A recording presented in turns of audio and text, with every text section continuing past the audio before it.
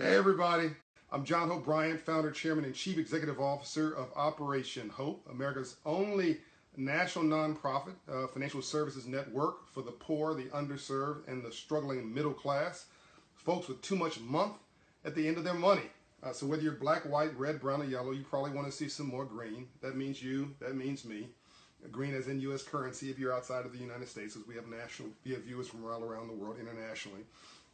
This piece is personal to me. I'm going to do several pieces this week to catch up on my trip to the Middle East, etc. I'm going to do one more video after this, so the three for today. I see you signing in below. Hello, Zach Smith. Thank you for your service, sir. Thank you very much. I see 25 other folks just signed in. Hello, Kever Benet, my friend Kever. Larry Jones, hello from Whiteville, North Carolina. Yay! Tony Sellers. From Augusta, Georgia. Najee Ali, my brother Najee, who's just such a wonderful asset in Los Angeles. I hope you're healing properly, brother, from cancer. What a survivor this guy is. Keon Hassan, thanks for your help. Cochita Jackson, Byron Dees from Baltimore, Tyrone Bay Henson. Okay, so I'll come back. John Moiby from London. So we got London in the house. Chicago's checking in. King Blue Zachary. Okay, so this piece is on Black America. So one of the reasons, my phone's ringing, I'm not going to answer it because I'm talking to you. So by the way, for those of you who don't know me, I'm sorry, CEO of Operation Hope, founder of Bryant Ventures, also author of How the Poor Can Save Capitalism, Rebuilding the Path to the Middle Class, a bestseller in the world, translated into 5 languages. Now coming out in Brazil and Portuguese. Just came out in Korea and other places. Love Leadership, the book before that. So Black America needs a business plan. What is this about? One of the reasons I keep trying in these video series and in these little bite-sized pieces to get parts of our black community and parts of the broader community, because really Donald Trump is speaking to pain in the white rural community, white, male, high school educated, pissed off, frustrated because the economy walked away from them 40, 50 years ago, and now they want retribution. If they really should have an economy that works in their small town. And what we should have done is help them rebuild that economy in that small town. We didn't. They feel maligned and disrespected, and they feel that Donald Trump is speaking for them, which he's not. He's just playing on just playing with them. But he's playing on their fears, their insecurities, and their emotions, and mostly their pockets. They think he's going to solve their problems. He's not. Donald Trump is for Donald Trump. But you know, we can't be concerned about if somebody else's business plan is screwed up, i.e., Donald Trump's playing on his popularity base, so-called popularity base. We've got to be concerned about ourselves and get ourselves right. Charity starts at home. So when the plane is going down, I just got off of a long plane flight. I did 600,000 miles a year, 600,000. When the plane is going down, the flight attendant will tell you, put the oxygen mask on your face first, and then your child. Because if you can't save you, you can't save them. Charity starts at home. So Black America, for whom I love, I'm for everybody. But I'm passionate, and you'll see quite a quarter of this series is about a business plan really for Black America. And one of the reasons I keep talking to us and sort of loving these tough terms and then getting this sort of vitriolic, sort of negative response from about 3% of the people who comment is I think that we are depressed. I think that after all that we've gone through, we're depressed as a people. 250 years of slavery, 100 years of Jim Crow, ending in 1960, 1970. We have every reason to be clinically undiagnosed depressed or be stressing from PTSD, post-traumatic stress disorder, which normally comes after one goes through war. And I think if you grew up in the inner city, you've probably been through a war syndrome your entire life. So I think, and I've said it before, that 70% of Black Americans are clinically undiagnosed depressed. Now, what does that have to do with today's topic? We've got to get healing. And now when the therapist starts pricking at you, starts talking about things that you have not dealt with for 5 years, 10 years, 20 years, 30 years, 40 years, your entire life, you've been hiding them, putting them under a blanket, you know, trying to be cool and acting like it doesn't exist. When somebody finally touches that, boom, you attack them. So you attack the therapist. And we go to a therapist for lack of a friend. We go to the therapist for lack of a friend who we can talk to. So I don't mind folks jumping bad at me because they don't know me. It's not about me. It's about their own pain. But we need to deal with this pain. Okay, so what does that have to do with our business plan? We've had a black president. We have a black president. We have a great president, who happens to be African American. If he was a black president, he'd be a one-term president.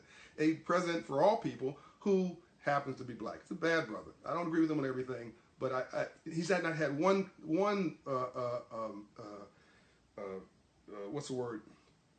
Disaster in his administration. In his entire, when we have had a president that did not have some kind of controversy, some kind of implosion during his term. 2 terms in the last 50 years, we've not had a president who did not have some crisis, and he has not had a crisis. I commend him for that. But what have we done with 8 years of him being president? Barack Obama. We've complained. We've become the chief complaining party. We've got Black Lives Matter. We've got, we're against the police. We're, I know you're going to not like this, but this is the facts. We've spent 8 years doing public therapy.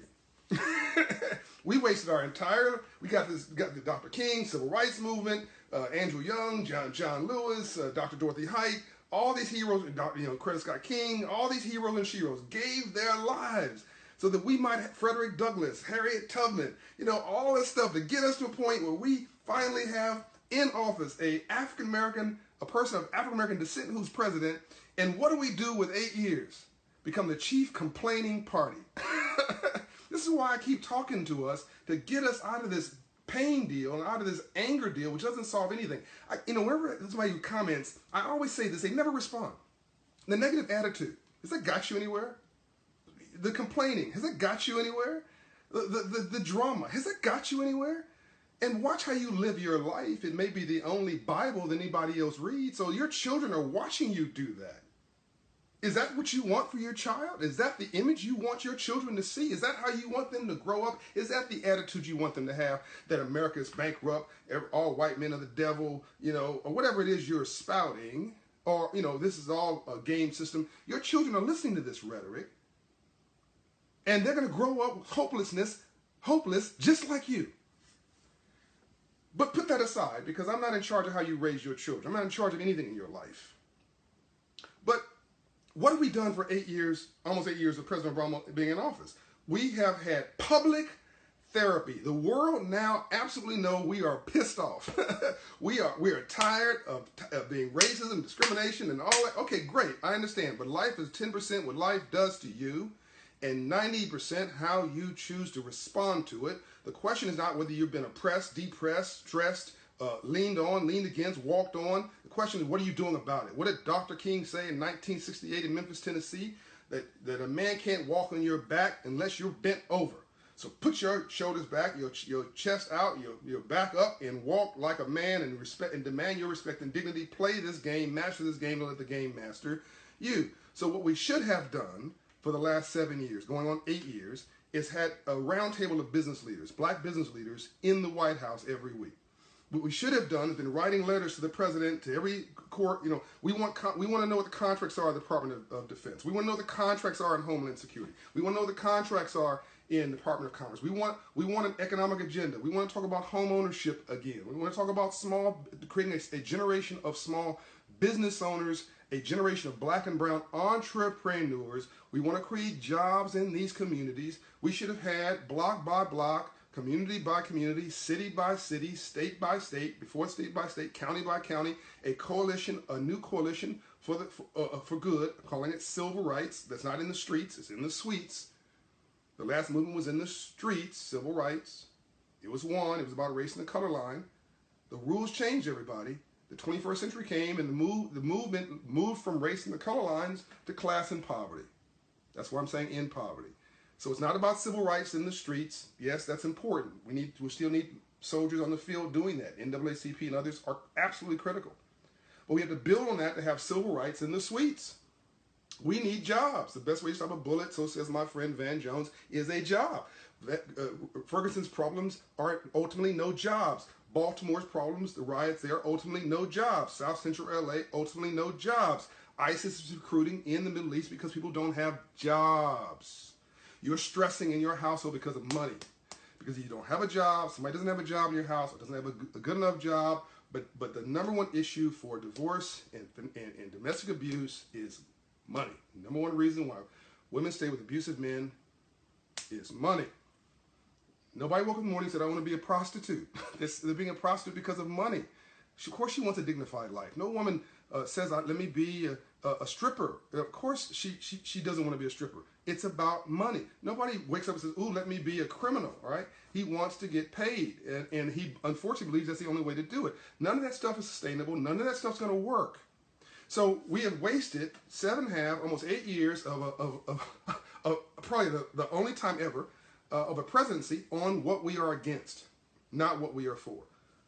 You cannot become an expert at what you're against and expect that to work. You've got to become an expert at what you're for and do something about it. You can't be a victim for a living. You can't be angry for a living. You can't even be black for a living. I love black people. You need to have a trade. You need to have an expertise. You need to add value. And you can be upset with me all you want, but there's not one example in all the long arc of history that sustains a business plan built on hate, victimization, and checking out and saying I'm against. Nothing. No one's ever won that way. So here's what I want us to do. I want you to go to Operation Hope, and I want you to sign up to become a volunteer. I'm not asking you to be a member. That costs a lot of money. I'm trying to get my rich friends to do that. So I'm not asking you to write a check. Go volunteer. Become the role model you want to see in your neighborhoods. The book, The Tipping Point, says that if 5% of role models, every community stabilizes. Not 80% of role models, not 50% of role models, not even 10%. 5% role models, a community stabilizes. Why am I a businessman? My daddy was. Why do I love myself? My mother told me to. I'm not a rocket scientist. I'm role modeling, just like you. If you're wearing a suit, you're wearing a suit because you saw somebody wear a suit. If you're a black woman who's working her tail off, probably in a single parent household, you're doing it because you saw your mother or your auntie, and you said, I can do that. And the problem with our role models is they're all screwed up. The problem with our environment is that it is all screwed up. If you hang around 9 broke people, I guarantee you'll be the 10th. If you hang around 9 broke people, I guarantee you'll be the 10th. So it's not that you don't have a reason to be angry. It's not that you don't have a reason to be pissed. It's not that you don't have a reason to be utterly through with the history of this country. Yes, I give you all that. But now what? Now what? Because time is ticking. When Obama leaves office, we're going to be in real trouble. We lead everything negative you can imagine. Dropout rates, we lead it. High school dropout rates. Single-parent households run by black women, we lead that. That's not good. Black men not taking care of their children. Yeah, I said it. We lead that. I'm not going to call her out. One of my members of my family said that she was black, was trying to get the dude who got her pregnant to take care of the child. He's like arguing, why are you pressing me on child support? That's just the system. That's the man. He's going to take the money. She says, it's not the man. I'm the woman taking care of your little man that you had because you're not a man, and you need to write a check so I can produce a man and stop being the anti-man and start talking about the man is keeping you from being a man. Write a check. He didn't write the check. He just ran his mouth some more. So she went down and filed for child support, and she's getting it. But he didn't pay. She's got bills to pay. She's got to take care of this little kid. What are we doing? What are we doing? So I want you to become a Hope Corps volunteer. I want you to become a mentor in a school. I want you to volunteer something. Boys and Girls Club, if it's not operational. The Urban League. Find something in your neighborhood. The YMCA, the WMCA. Find 5% of your life should be about giving back. It's not just about you. Don't you want to have a legacy? Of course you do, by the way. Don't you want the world to know you were here? Of course you do. Don't you want to have footprints in the sand that says that God, Lord Almighty, my family, I have a legacy, and I gave more than I got? Of course you do. So let's become the solution that we want to see in the world. Let's become a net contributor, because the Black American brand at the moment is getting really screwed up. Nobody wants to hire us because they think we're going to protest in their lobby. They think that all we do is complain. We're the chief complaining party, but we are brilliant. We are amazing. We've been doing so much with so little for so long. We can almost do anything with nothing. We've come from slavery to be president of the United States of America in less than 400 years. I mean, we are stunning. We are amazing. We produce some of the wealthiest, most brilliant, most amazing artists and champions and heroes and sheroes and athletes in the world. But I don't want to just rock a mic. I don't want to just bounce a basketball. I want to own the basketball stadium. I want you to own the NBA team. Don't just be satisfied with working for the NBA team. I want you to write a check and not just cash a check. There's a difference. When you write the check, you're an employer. When you cash the check, you're an employee. I want us to understand free enterprise and capitalism because money is not evil. It's the love of money that's evil. It's the greed that's evil. I'm going to do a whole video about we hate rich people. No, you don't. You don't hate rich people. You hate rich people till you become rich. What you hate is a game system. What you hate are people who's pimping you. What you hate is people who are abusing you. Jesus talked about money in the Bible. He talked about the money changers who were corrupt in the temple. So did the Prophet Muhammad in the Quran. All these religions talk about money is not bad. It's the love of money is bad. You can use free enterprise also to set you free and to set your people free by creating jobs and opportunity for you, yourself, and for them. Andrew Young, Ambassador Andrew Young, Dr. Martin Luther King Jr.'s right arm in the civil rights movement, and my good friend and mentor, said to live in a system of free enterprise and not to understand the rules of free enterprise must be the very definition of slavery. Yeah. To live in a system of free enterprise and not to understand the rules of free enterprise must be the very definition of slavery, which is why I keep pivoting on these 500 credit score neighborhoods where we have a check cash next to a payday loan lender, next to a rent-to-own store, next to a title lender, next to a liquor store, and I'm tired of it. They are robbing us in broad daylight. As Malcolm X would say, we've been bamboozled, we've been tricked, we've been fooled, and I'm tired of it. Somebody once said that Harriet Tubman, actually she didn't say it, but it was said about her, that if she would have saved many more slaves, they'd only known they were slaves. We have slavery in our inner city neighborhoods. I'm tired of it. I'm going to do my part by opening Hope Inside locations to raise credit scores 120 points in 24 months because nothing changes your life more than God or love than moving your credit score 120 points. Set yourself free, become an entrepreneur, a small business owner, own a home, whatever it is, but you have optionality at that point. You have opportunity. And I want to go corner to corner, block, block, block. I want to find the Steve Jobs in every neighborhood because we have a bunch of little Steve Jobs running around our neighborhoods who are looking like drug dealers, but really they're just corrupt entrepreneurs. They have entrepreneurial genius. They're using their talents for the wrong thing. I don't want to be president. I'm not being political. I'm not running for office. Okay, be clear. I don't want to be governor. I don't want to be mayor. I don't want to be assemblyman. I don't want to be U.S. senator. I'm not running for anything. I'm running for you. I'm running to you. I want to, and I will build a platform for hope and economic opportunity. Hope Business in a Box Academies, creating entrepreneurs from young little kids in middle school and high school, give them a $500 reward to become, when they have a good idea and they pitch it, like Shark Tank for Kids, and have them open a bank account, become an entrepreneur, and then measure their economic activity and see them come alive. There's a video on that if you want to watch it. Hope Inside for adults, raising credit scores to 700, robbing these financial predators of their customers in broad daylight, robbing the check cashers and payday loan lenders and rent-to-own stores and title lenders of their customers in broad daylight using the free enterprise system to set people free. I'm not going to pick at you. I'm not going to call you on your names. I'm going to steal your customers by educating them and helping them to set themselves free. And that's what you should want. You should want to be free. The new definition of freedom in the 21st century is self-determination. So we're going to build on civil rights and create a new movement of civil rights, and we're going to demand our respect and dignity. And as I've always said, I never want a butt next to my name. I don't want anybody to say I love John Bryant, but I think John Bryant's cool, but I would invest with John Bryant, but I would invest with Operation Hope, but I would support Operation Hope, but I spent my whole life removing the but.